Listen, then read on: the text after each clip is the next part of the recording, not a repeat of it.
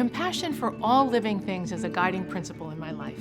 In the kitchen, I feel a deep gratitude and respect for all the blessings of abundance in my days, and I cook with that feeling in my heart for each and every meal I prepare. Compassionate cooking is cooking without harming a living thing, and we'll do that today on Christina Cooks the Macroterranean Way.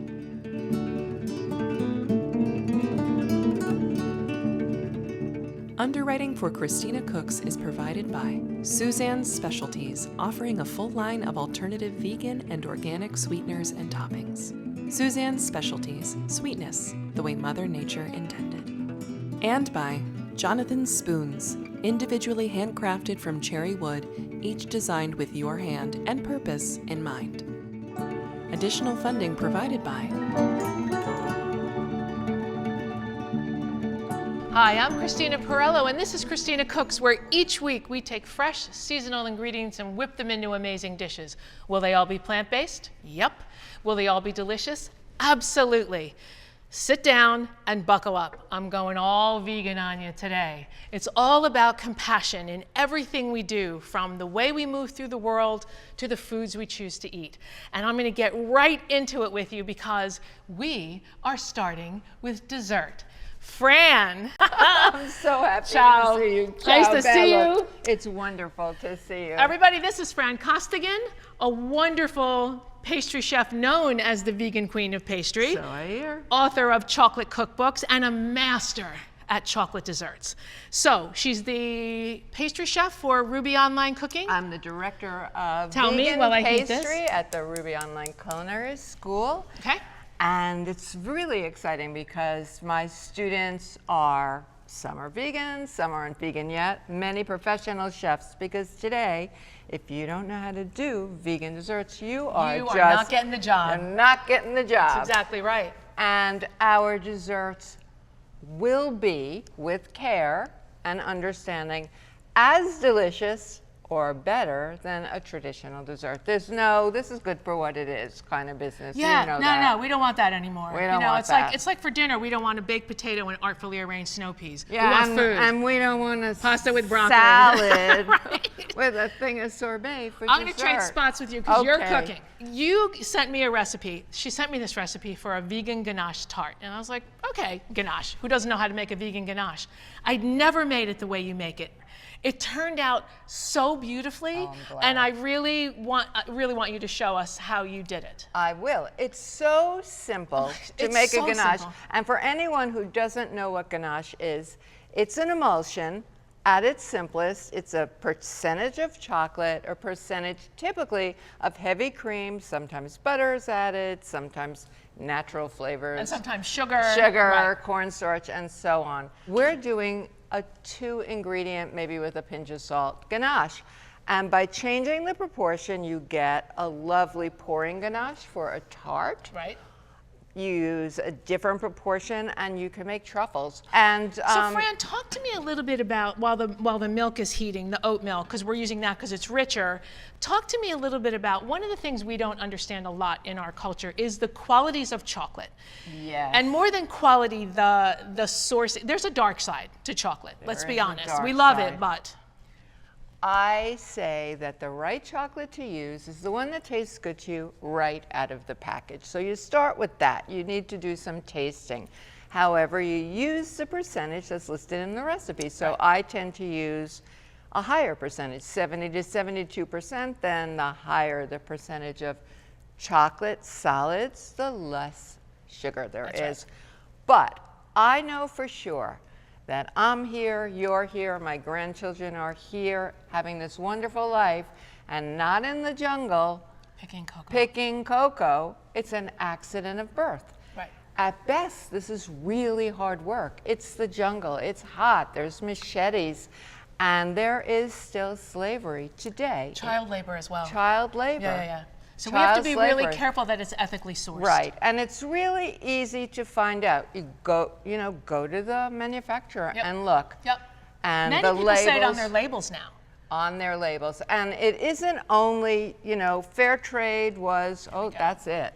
Okay. Fair trade was one label. Now there are people doing even more and leaving the cacao farmers and their communities better with schools Well, and so they're on. also making sure that they get paid so that they can grow something other than cocoa, so Right. that they can actually eat. I mean, it's really critical. So now what you we wanna let the do- steam stop. Right. So here I see that you have measured out. We Thank you did. very much. This is 7 ounces of 7 oat ounces, milk. and it's finely chopped.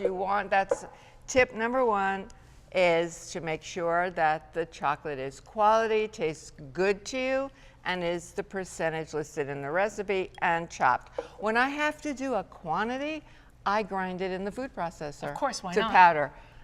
Number 2, you get the milk really, really hot, and you have to pour it all at once. All at once I know, this was amazing over to the me. chocolate. And I'll tell you why. Chocolate doesn't like liquid. It doesn't. It will seize if you trickle it in. And what that means is if your chocolate ever got gray and gritty And and goopy, hard and you can't get it to goopy, break, right. That's why. So then I do this on a flat surface because course.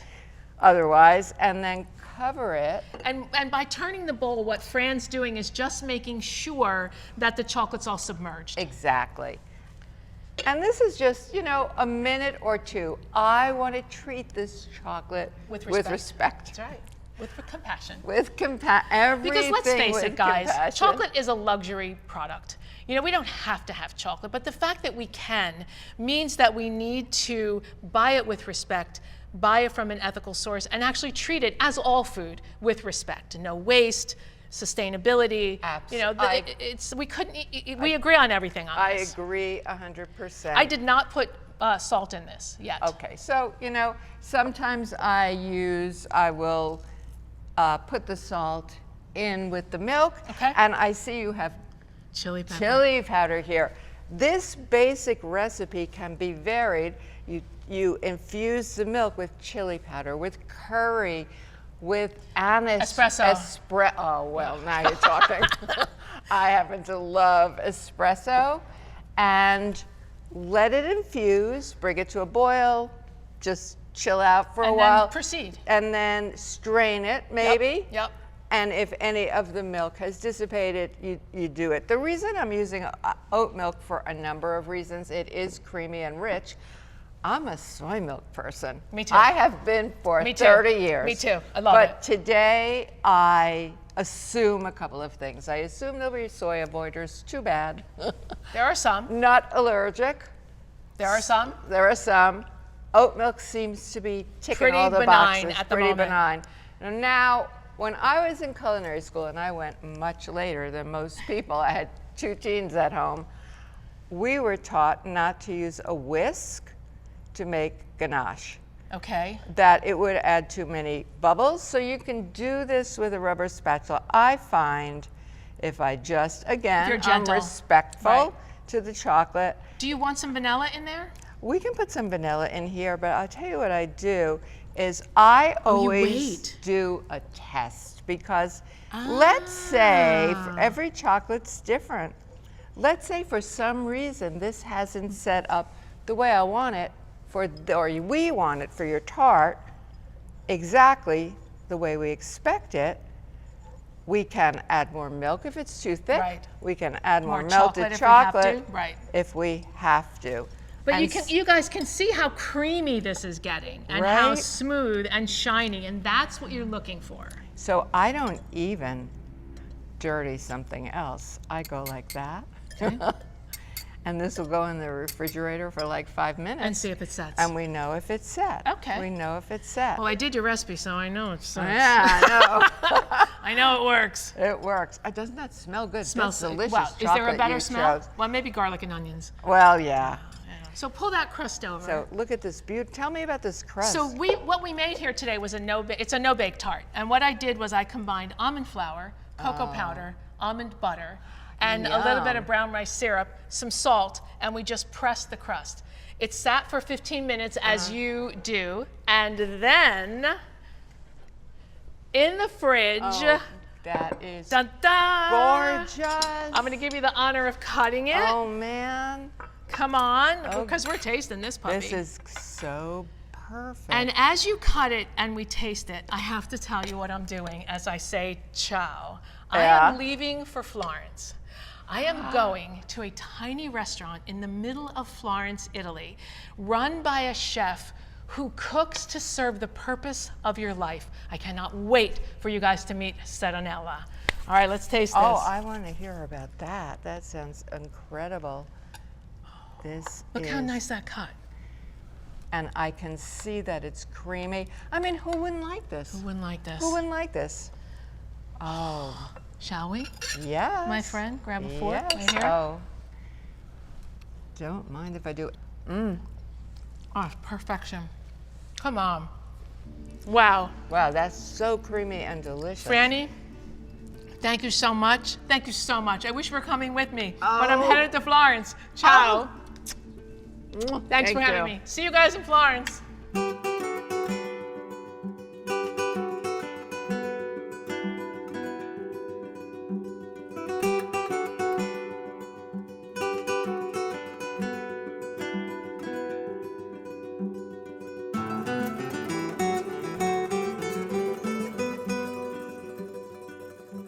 Every time I travel the world, I look for some of the best vegetable-based, plant-based foods that I can find.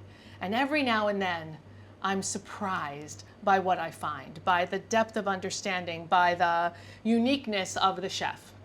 I'm here today with Serenella Monichi. Sì. And her restaurant is La Fatta here in Firenze.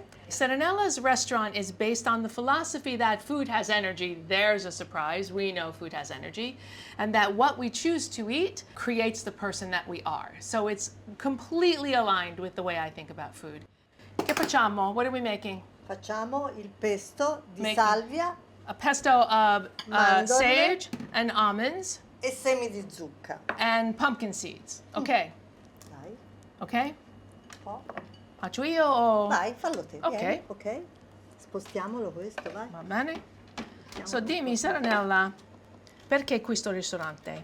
Perché questo moda di ristorante? Allora, non è proprio una moda. Io è 10 anni che ho il ristorante. Ok?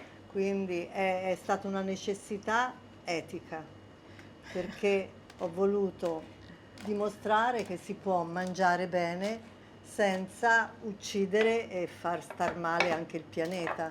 Va bene con questo? Ok, sì.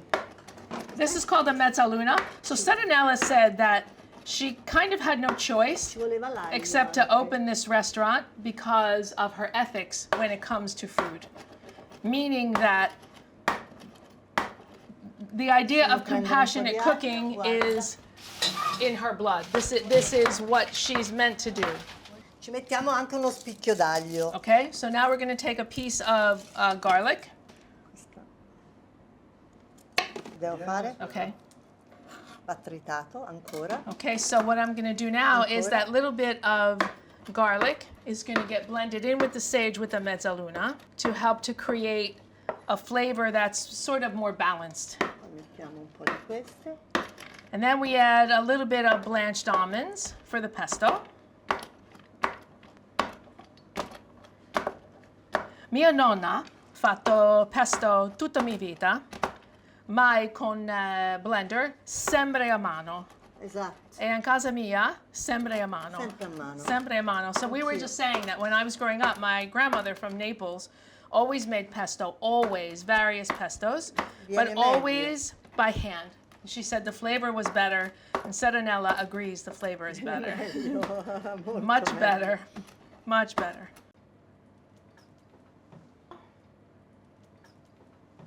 And now we're going to mix into this some extra virgin olive oil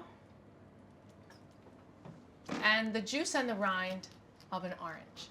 Anche scorza o solo? Anche scorza, Okay. un pochino. So just a little bit of orange juice, and what this is going to do is lift up the flavor of the sage, and then a tiny bit of orange zest. And she's carefully taking away the pith because she doesn't want any bitterness. Tagli. Okay, we're just going to cut this into small pieces. Così? Yes. Più piccolo? No, ma è uguale. Anche Ok. questo poi. Okay. Poi ci mettiamo un po' di sale. A little bit of salt. Un po' di sale. Okay. And now we just mix this together. Oh, che profuma. Vero. It's amazing. You smell the orange and the oil and even the almonds and the garlic and the sage, of course, is amazing. So now we're going to sort of saute the rice. Senza olio or con olio. Un pochino di With a olio. little bit of oil. So the rice is totally cooked, but what she's doing with a little bit of oil is just sort of warming it up. It's almost a small version of fried rice. And then she'll put a little bit of the pesto in, Questo. mix it up. Ma Un la po' deve profuma is amazing. The smells in this kitchen are so complex and beautiful and fresh. And you're just going to cook this until it warms through. It's not like it's a big process. Around 20 minutes it takes to cook the rice. So even if you're slow in chopping, while the rice is cooking, you make your pesto, put it all together, and you have this lovely, nutritious dish. La mandorla sostituisce il parmigiano. And quindi fa molto bene. sì, certo. And the almonds are her substitute for Parmigiano cheese. That gives you that richness that we expect when we eat pesto. And that's it. Turn off the flame, and so it just gets served up. And what Seranella's doing now is serving the rice in a way that's more beautiful. Yes, you can just put a pile on the plate. You can, absolutely. But doing it this way, you go to a kitchen store, you buy a flan ring. That's what it's called. You put your rice inside, you press a little bit, and it's the difference between gorgeous and just a pile of rice on your plate. A little bit of oil, and then you taste. Non so se è giusto di sale, senti un po'. È buonissimo. It's completely balanced. The rice is chewy. You would swear there was cheese inside. The sage is gorgeous. Buonissimo. Buonissimo. Grazie. I always learn from you. Grazie, grazie.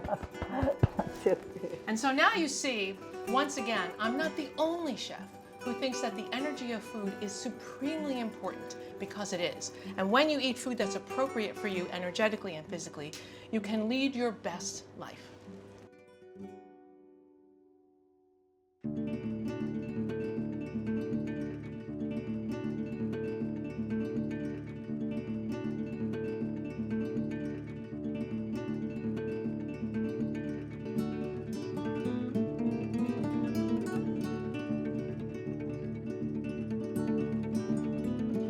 I love cooking with Serenella. She always brings me right back to center of what it means for conscious cooking. And what could be a better transition to conscious cooking than sausage and pepper sandwiches? Wait, what?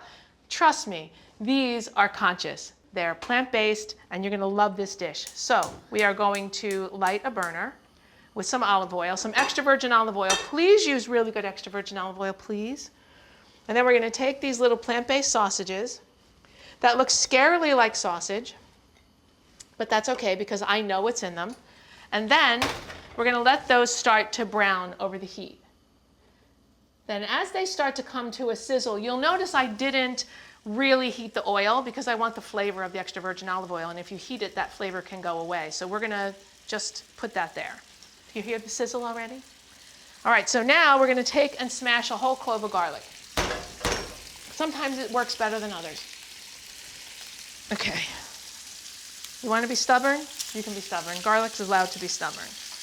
We're just going to need one clove, and I'm going to use it, as we say, sort of in Italian, in its dress, which means still in its, what we call in America, its paper, its wrapper. Just cut the little bit of the rough bottom off, and that's going to go into my other skillet with some extra virgin olive oil. We're going to put that on heat. And while the garlic begins to sort of simmer in the oil, we're going to take a pepper and put that on a burner over very high heat and roast it. This is how you roast a pepper, for once you get to consciously burn something. So go for it. We're going to take these little guys and turn them because they're starting to brown. There we go. And the pepper's going to turn really charred dark. And when it's done, they'll go into a sack. sit for 10 minutes, and then they'll come out and they'll look like this, right? All charred, the seeds are there, beautiful. With our garlic, which is simmering away, some people take the garlic out, which I'll do at the end. We're going to take some yellow onions, cut into half moons. And now we'll start to season. Pinch of salt. And we're going to let these sweat. Rather than actively saute, I'm going to let the onions sweat a little bit. Now, I'm also going to take some raw pepper. You can use all roasted, you can use all raw. I don't like a lot of raw peppers because of the solanine, which is an alkaloid that lives just below the surface of the skin, which is one of the reasons that we roast peppers, not only for the smoky taste, but that alkaloid affects people's joints. But in this case, since I'm going to cook it for a while, and I kind of want differentiated texture, I'm going to use a little bit of raw pepper that I cook, as well as the roasted pepper that I cook. And that's going to go on top of our onions and garlic. It's just a quick chop. This dish is not fancy. This is very rustic. I grew up on a dish like this. We're going to put these little sausages on a lower flame so that they sort of now just simmer in the oil before they go on top of our veg. And if they stick a little bit, that's okay. Don't panic, it's all good, okay? Next, I'll take my roasted peppers and just give those a quick rough chop.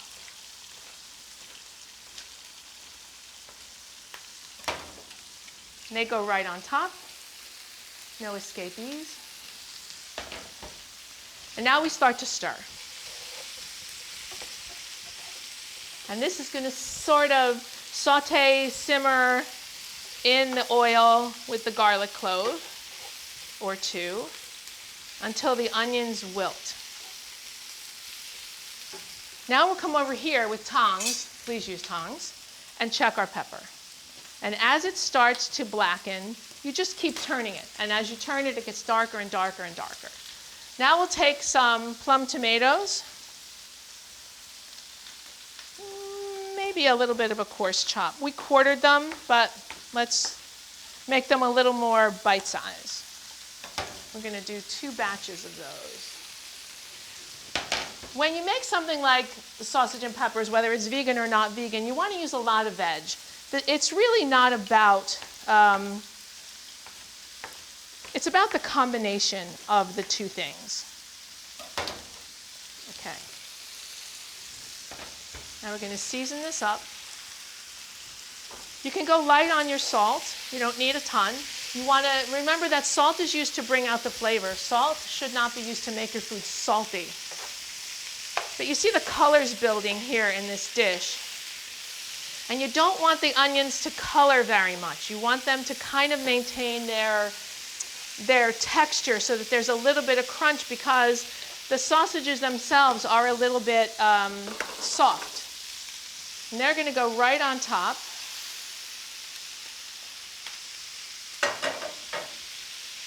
I'm going to give this a tiny stir and just let the flavor of the veg sort of build into the sausage.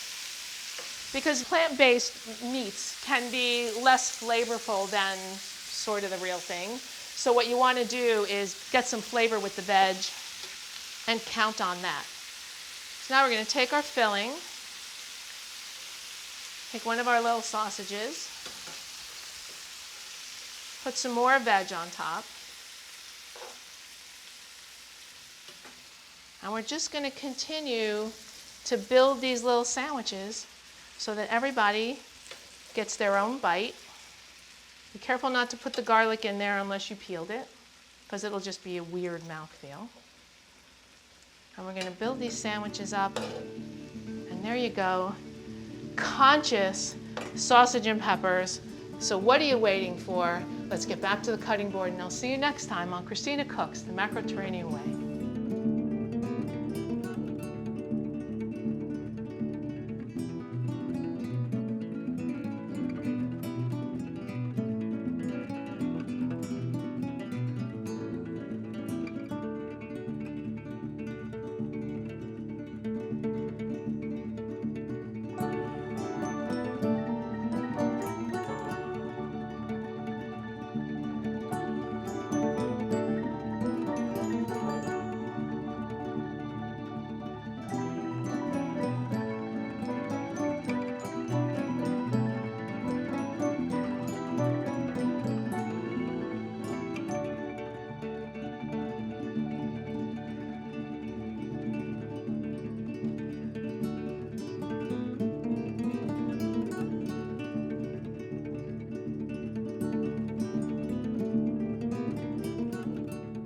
Underwriting for Christina Cooks is provided by Suzanne's Specialties, offering a full line of alternative vegan and organic sweeteners and toppings.